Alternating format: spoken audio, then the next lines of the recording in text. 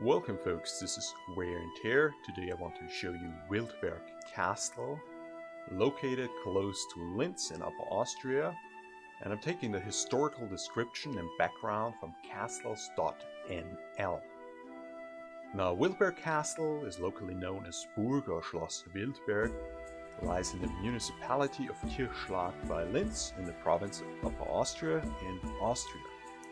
Wildberg Castle was first mentioned in 1145. It was built on a ridge in the Haselgraben Valley, through which led an ancient trade route between Bohemia and Upper Austria. It was built by the Free Knights of Hauensberger. In 1198 it went to Gunderker II of Steyr, who is considered to be the ancestor of the later House of Starhemberg. Wildberg is the oldest seat which still is owned by the Starhemberg family up to this day.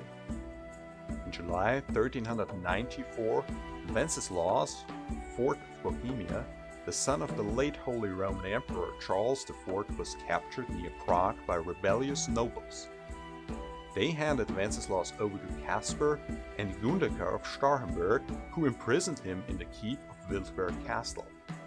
Wenceslaus was released a month later at the urging of German princes. In the mid-16th century, an arcaded Renaissance-style building was built between the keep and the Gothic castle. In 1654, the castle suffered damage from a fire. In 1664–65, a residential castle was built on the site of the former bailey.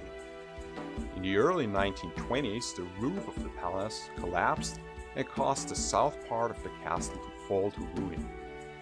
At present, Wildberg Castle is a private property and can therefore not be visited, only during special cultural events or by pirate drones.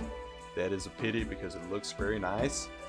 Concludes the website castles.nl, and of course the joke with the drones was my joke.